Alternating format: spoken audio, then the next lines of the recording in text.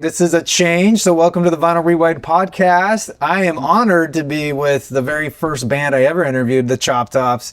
We are in, this is Orange County, isn't it? Yeah. Garden Grove, California. We're in the green room.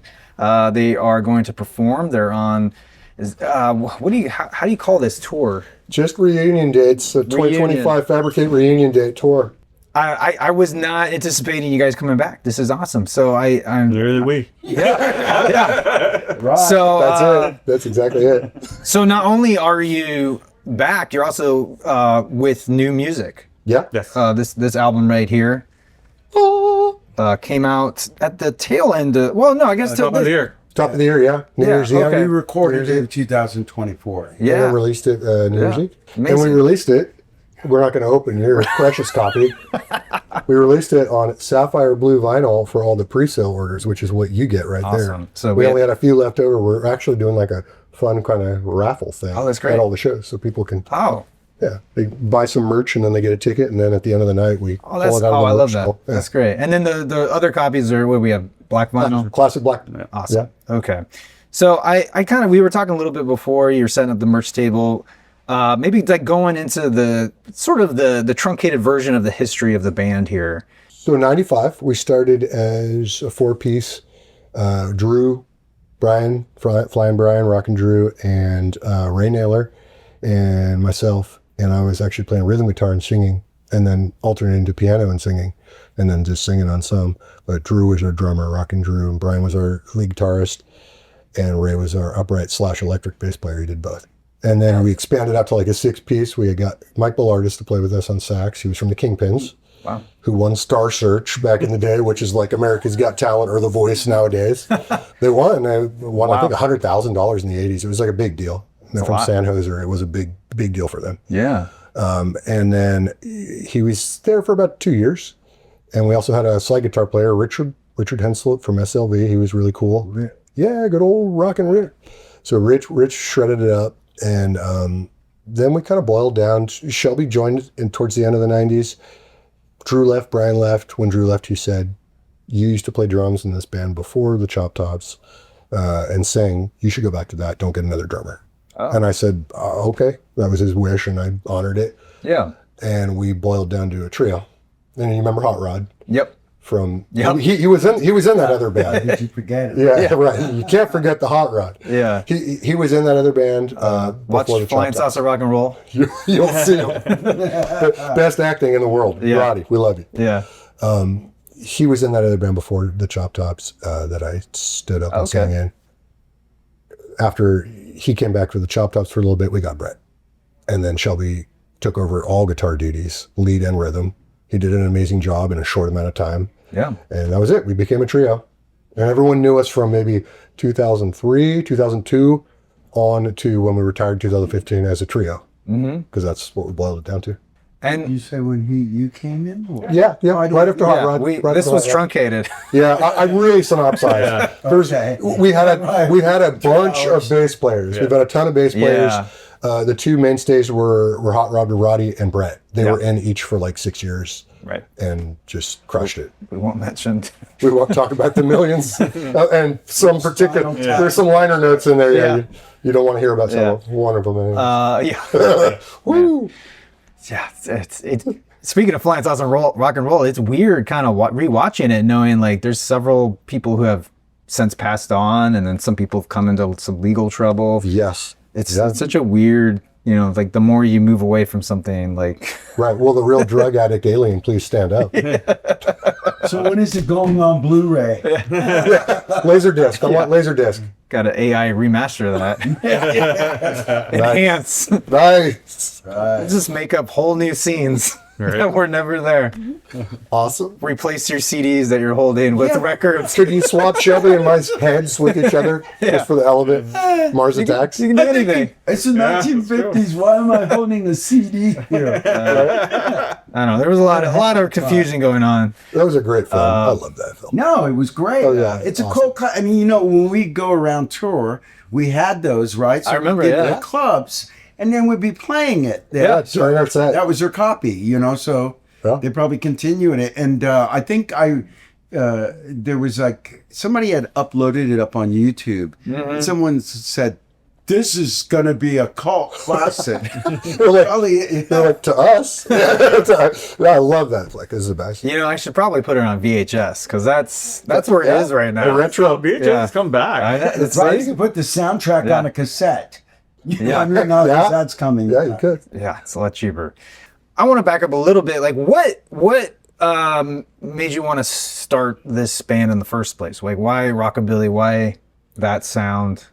Well, honestly, we all grew up on punk. Like, all the members who came in loved punk, but most of us had heard our parents be their record collection or heard cool tunes through them. Johnny Cash, Carl Perkins, you name it. Ray Charles and Eddie Cochran, everyone. You know, we heard all these great artists. So they kind of were the same thing. It's kind of like the rebellious music of the 50s was the same thing we grew up listening to from the 80s, Agent Orange from down here, etc. Right. We found the common denominator in it. So when we started, we were more danceable. The swing thing was going on. We were a more jump blues danceable band. Right. But then we fast forwarded and kind of incorporated punk when we became a trio. Particularly, we liked psychobilly too. Right. Like surf. We always played surf. We used to do an AC/DC cover in the late 90s. I'm a rocker. We did a Misfits tune in the mid-late 90s, American Nightmare. I mean, so we were always touching on that, but it was kind of like feelers. It wasn't what we became, which was kind of a little bit of a mix. So we started the band because we all liked roots music, but we were all into punk. That's kind of the common thing that brought us all together. Hence, Revved Up Rockabilly. Which is just another way of saying rockabilly mixed with psychobilly, mixed with punk, mixed with surf. Right. And Teddy Boy, the British rockabilly. Right. Yeah, no, it all makes sense. And then you mentioned 2015, the retirement, or the hiatus. The hiatus. What, I mean, you know, as much as you're comfortable with, can you kind of go into like the factors that sort of led to that decision to kind of like hang up the hat for the moment? Shelby, go ahead. You can, in this type of music that we're playing, you can only reach a certain level. Right. You're not going to be AC/DC or the Rolling Stones. But we knew that when we started doing that. We didn't have aspirations for that. It just, we had done everything we set out to do. And there was no more to do. I mean, what are you going to do? You know, travel all over the road again, you know, doing the same thing. You know, at that time, Gary had just had his son. Right. And, you know, life goes on. I mean, this stuff is really not that important. You know, it's just music. I mean, making it matters to us. Right. Connecting with the audience matters to us. But Shelby said it perfectly. That's it. Life goes on. And, you know, there's a shelf life. You know, everyone says it's a young man's game out there touring, and it is. It's hard living out there. And we'd done a lot of U.S. tours, like you said. We released 6 albums. I mean, we had pounded our pavement. Brett saw the calling, the writing on the wall a few years before. We were tired. He was like, "All right, I'm out." I dipped a couple years prior, and he left amicably. It wasn't like a knockdown, drag out, big drama session. It was just like, "Hey, I'm done." And we're like, "We get it, bro. We understand. We're getting long in the tooth here too. We understand." Sure. Right, and we left not because no one was coming anymore. It was just time to leave, and I think that was smart. Yeah. Rather than us just out there and you're just like 2 people standing there at a show, you know what I mean? I think that gave us, because we left when we left, we could come back 10 years later and people want to see us. Right. Not like, God, I've seen these guys. Right. Get off the stage. Yeah, we didn't have to suffer those arrows. That's true. Yeah. I do want to give credit, though. I mean, from the outside, it definitely seemed like you guys had figured out how to make a living on the road. Like, a lot of bands just struggle with that part of it, and they're living, no shade, but they're living at, like, you know, with family members or whatnot. Like, it's really tough to make money playing music. Yes, sir. And especially without the support of, like, the radio and all of that kind of stuff. Whatever it is today now, it's not even radio. It's TikTok. Exactly. TikTok, social media. Right. How many clicks are you getting? Ad revenue from that, et cetera. That's the whole different worlds of of revenue. We were doing it. We were making a modest living some years. Other years we were doing great. I have to give full credit to freaking Tuck Shoes, to to Murray's Pomade, to Gretsch guitars, to Johnny Craviotto drums, to Gallion Kruger. They backed him up when he was touring. We had like soft Jim Dunlop, picks. We had soft endorsements and sponsorships from a number of killer companies that were amazing. I mean, we even had a Red Bull sponsorship at one point when we started out. Wow. It was pretty cool. Yeah. So they helped us get along. Some of them really liked what we're doing. Lucky 13 Clothing. Right. And a lot of these guys came back. A lot of the people we just listed came back, and when they found out we were coming back, they're like, "Hey, I'm going to send you shirts. I'm going to send you shoes. Oh, that's great. I'm going to send you a case of Murray's and all that." It's just awesome, So it's been cool. We weren't attached to any label. I mean, we were at one time, but we owned all our rights to the music. So it's not like we had to share whatever we were selling with somebody else, and that. Right, you didn't owe anybody. No, we didn't. No, what we made is what we made, and that was cool. Yeah, sometimes it was great, and sometimes it was meager, but we did it full time. We did nearly 200 shows a year for the last almost decade. We were touring, and it was full time. We had no other jobs. We didn't have time for other jobs. Right, and it paid the rent. / mortgage, depending on the situation, and we all got by. It was rad. So we lived that part of the dream. Right. I got to say that. Be careful what you wish for. Right. No, it was on West Cliff. You're right. People would say that around Santa Cruz, right? They would go. They would see I was living in like a small place on Capitola Boulevard or Capitola Avenue, and then they go, "Why are you living there, man?" I go, "Well, where should I be?" I should be on the cliffs, man. And you guys are. You're like, yeah, I should. It. I go, we haven't made it, thanks. Right. I'm driving a beat up Saturn. Like, where's your classic car? I think it comes down. To the definition of success. Like, it's different. That's very subjective. Yeah. Right. One man's garbage is another man's treasure type thing. Yeah. So, and we're definitely garbage. Enjoy. You said it. Yep, there it is. From my perspective, like pursuing, I mean, it's I think this is very applicable to any sort of trying to pursue a creative career.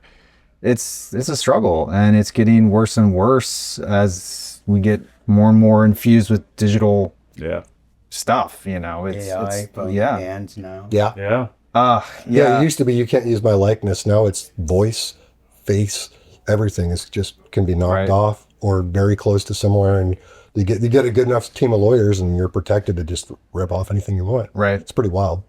Right, and then it's the way people also consume music.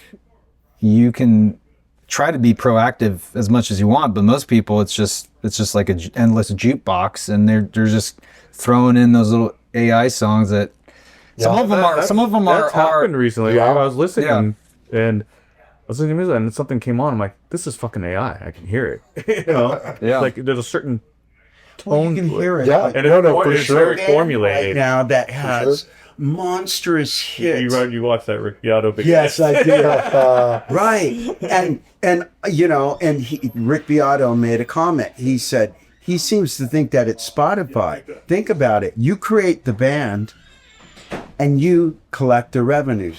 You don't have to share it with anybody. Well, they were already doing this with jazz, and they were hiring session musicians and creating these fake combos of jazz musicians to make like the coffee house jazz style, just really generic, blasé in the background music, and then they just pay the session fee, and then they own perpetually the rights to those recordings. Which is pretty screwed if you think about it, because those guys get nothing. They're scraping by to pay their rent, to make a meal, and they're being paid millions of times throughout the country and world. Well, now somebody owns your genius. Yeah, right. Your talent. Yeah, right.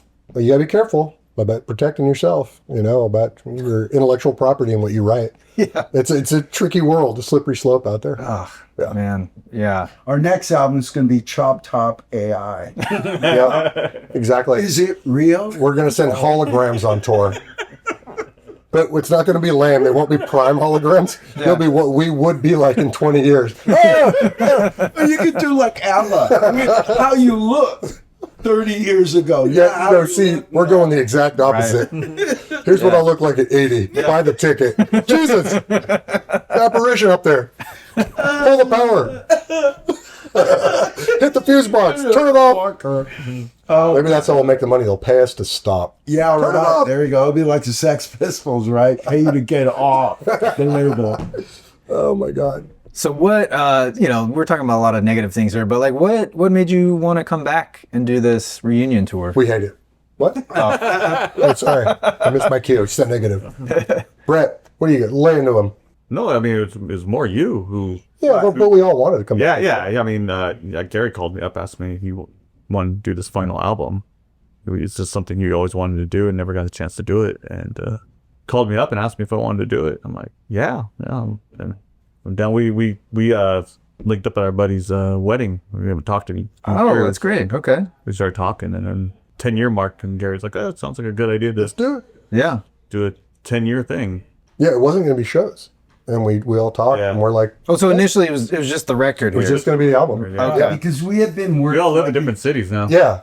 Right. He's up north. Shelby's out in the middle of the country, and we all had to practice and work on it remotely. But that was the reason we were like... Technology has actually helped us. Right. Because we were able to just bought our own recording equipment and stuff, and then we were able to like lay down a scratch track, then he'd send me stuff, and I'd lay down a bass track, send it back, and then Shelby would play guitar. And so did you not... We didn't record the album that way, but we wrote practiced, the music. like the demos. Practiced the demos that way to get great. the music together. Yeah. And then once we all got a good copy of like everything, and then we all practiced it, and then we went into the studio for a week and recorded it.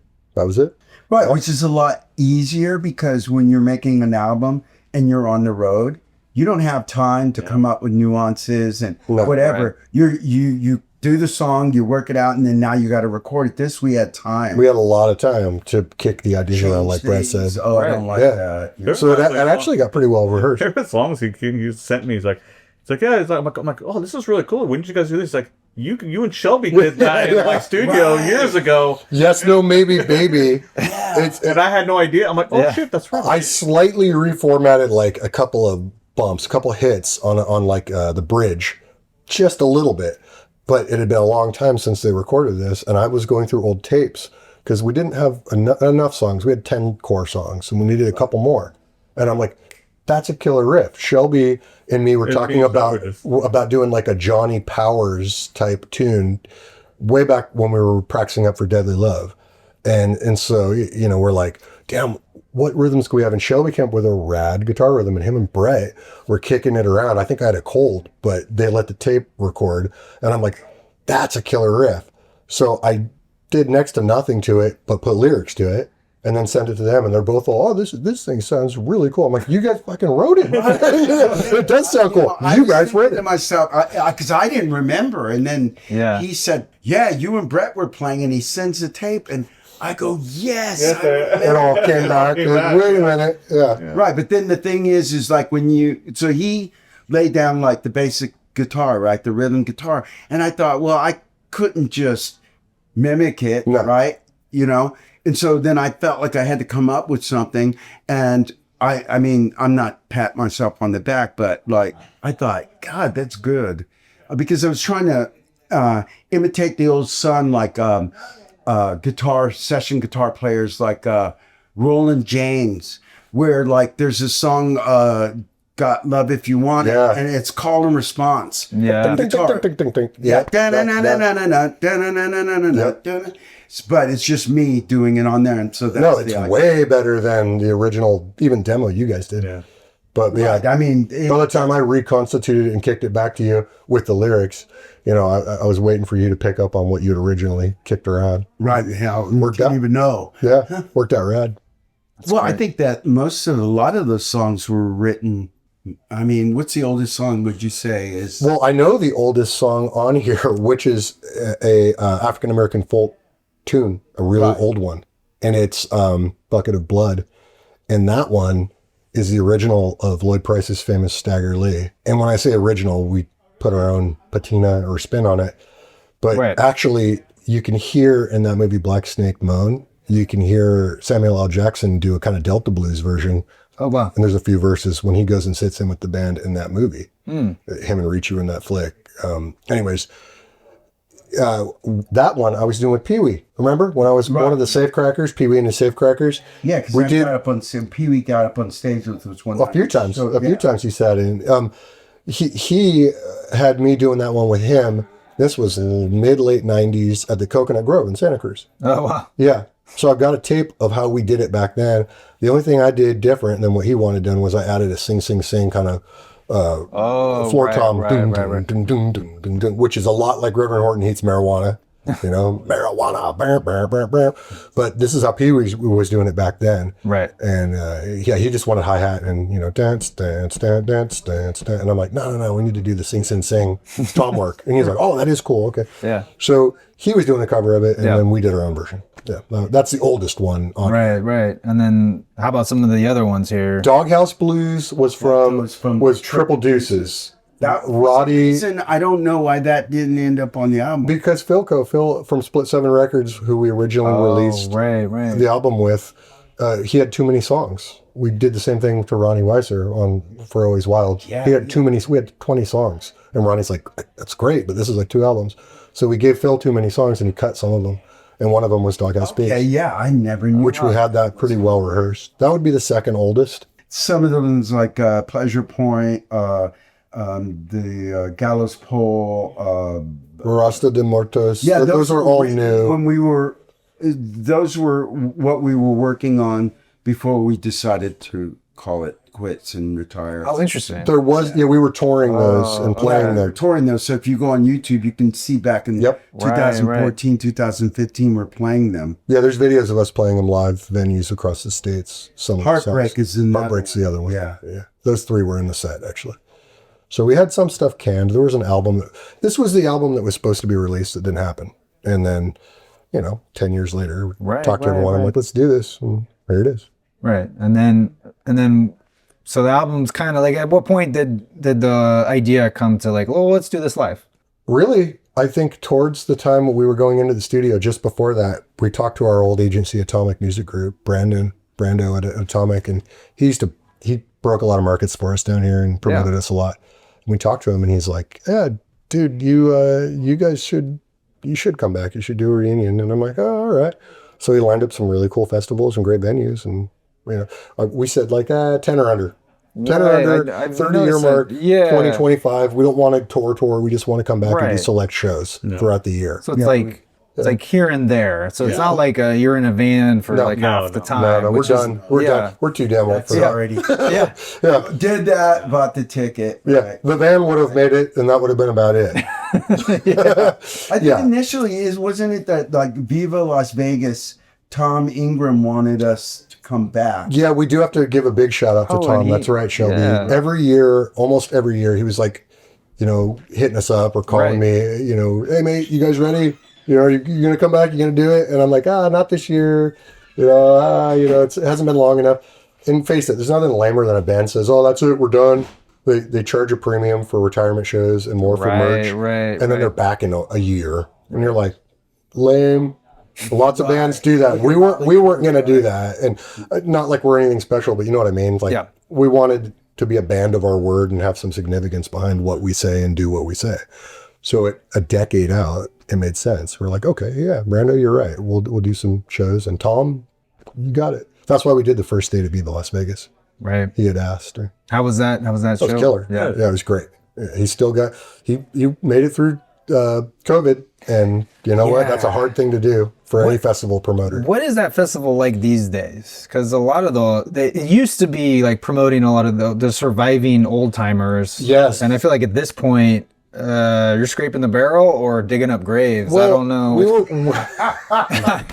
And that's just us. That's just us. Tom came out with a lantern and unearthed us. Yeah. Get back up on stage, okay? Oh, you're not done. You're not done yet. He had a Ouija board and conjured us up. Yeah, basically, it's gaining more momentum again. Oh, it's great. And for a lot of festivals, they just went under. Right. And they went away. And luckily, Tom had the wherewithal and the business sense to not go there and to keep it alive. And it's different. It's different than it was, but it's cool. It's still really cool. The cars were all there. The enthusiastic crowd was all there. It was awesome. We were always a weird animal, and that's why I always, again, gave top props to Tom. We actually, he wrote, we asked, we talked to him, and he wanted to do it, but he wrote the liner note on the top of this album, and we asked him for a reason, and the reason was because he's always been a big supporter of the band, and we're a curious, weird animal that mixes surf and psychobilly and punk with our love for kind of neo-progressive rockabilly. He always gave us a stage. That's a great. I love that. Neo-progressive rockabilly. He always gave us a forum, and he never shut us out. And he liked what we did, and the audience we brought resonated, and it was a win-win type deal. Now, just for clarification, it's because Viva Las Vegas tends to be more traditional. Yeah, very much so, and that's cool. We love that music. In terms of the music, right? You're not going to find a psychobilly band. No, not really. So just for clarification. For a long time, we were the edgiest thing on that festival. I don't know, since we retired, who came and went. I think some other brother bands, cool bands came. I know the Delta Bombers killed it there. I believe Gambler's Mark came and smashed it there. Bands we played with and love and are great. So it was cool that there was breadth and diversity and reach in the festival. But we were really honored to have him let us work our way up from like the broom closet stage to direct supporting Chuck Berry in 2010, to coming back to headline this year. That's just amazing. And so again, top props. Thank you, Tom. We appreciate you, man, for everything you did for us. Yeah, it seems like for this tour, it's been the places you want to play versus like, oh, we got to hit this, we got to hit that. It's just like, you know, you're doing this because you love it, and you want to give back and be there for the fans. Yeah.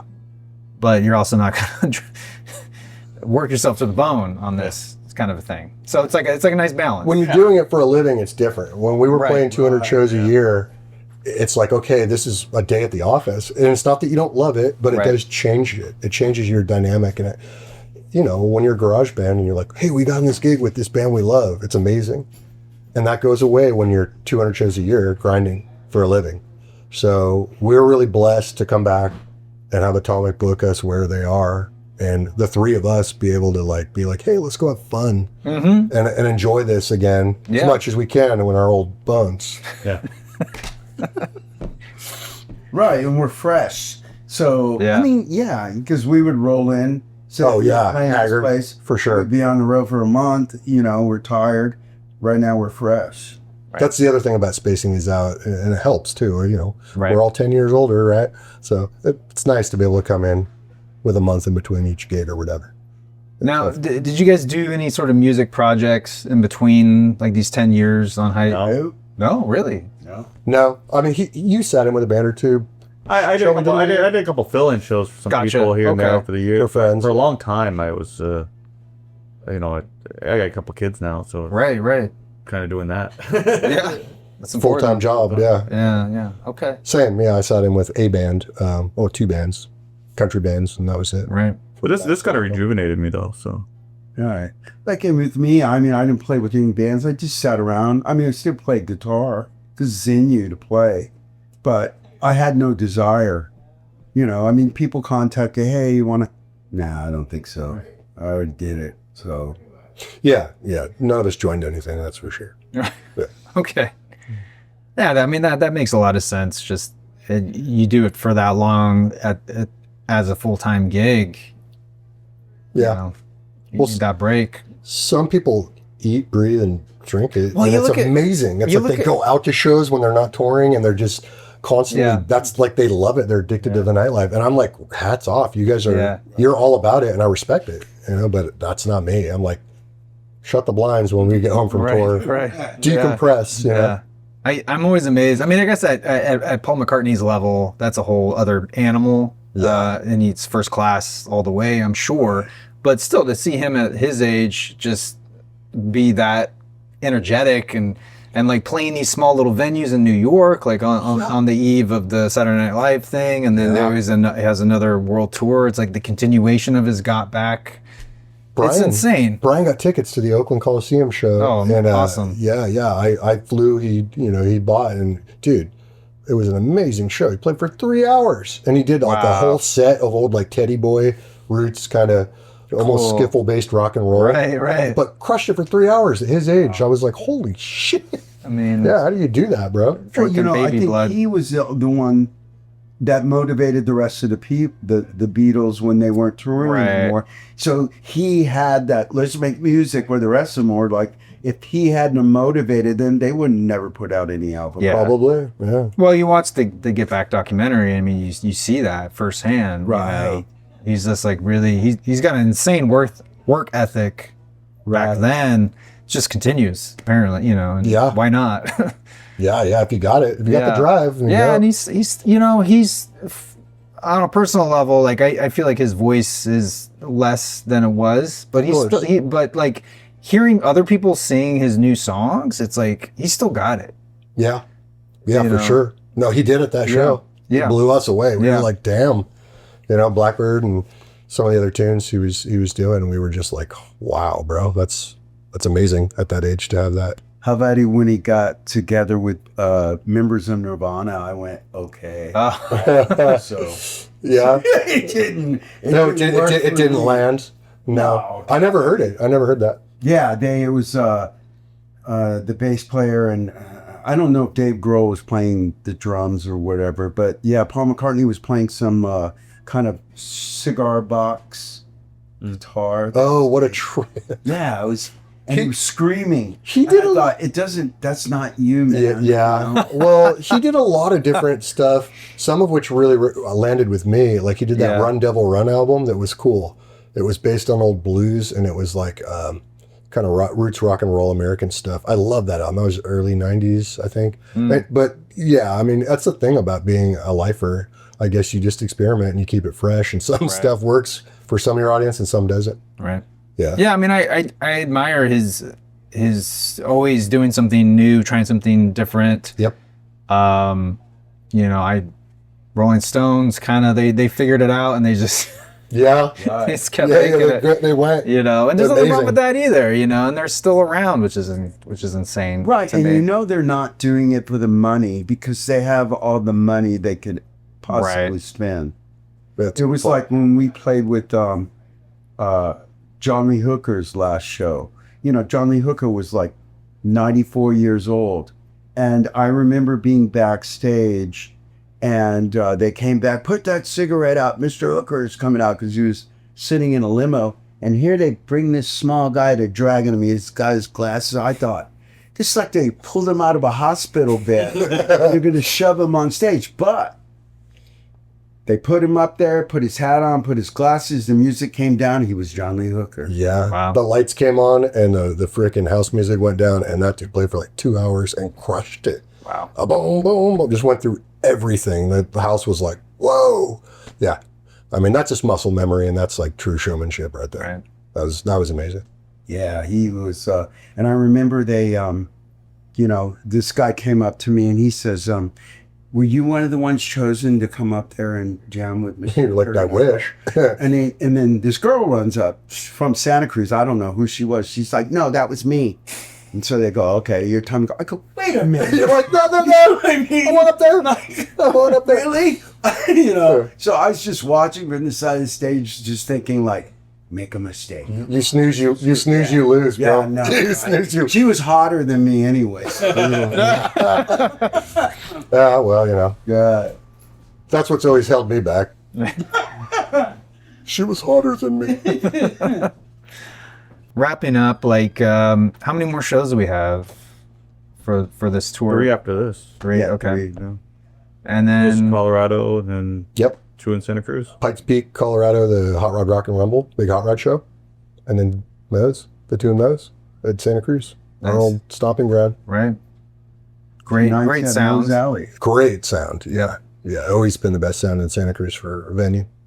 And then I guess we'll see you in another 10 years. Yeah. Absolutely. Yeah. I mean, you Like, might need a Ouija board, but yeah. right. Tell me what this song means to you. That together. Thank you so much Eric, for hanging out. Good luck dude. cutting this down into a good Yeah, what's interview. up, dude? What? I have to ask you, I mean, what's our motivation? You're a tree. You're a tree, and we're squirrels. We're squirrels on the tree. Your car just got towed.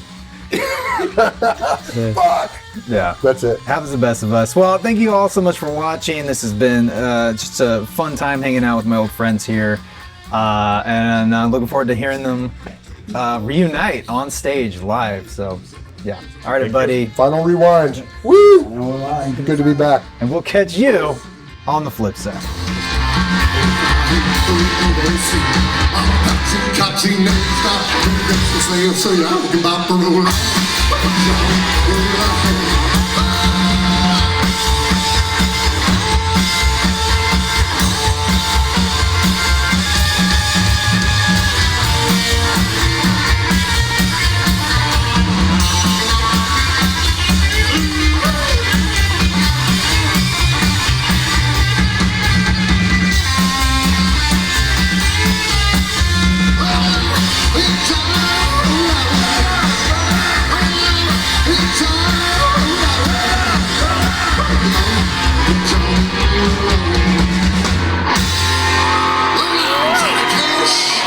One more time for the outlaw daddies. Come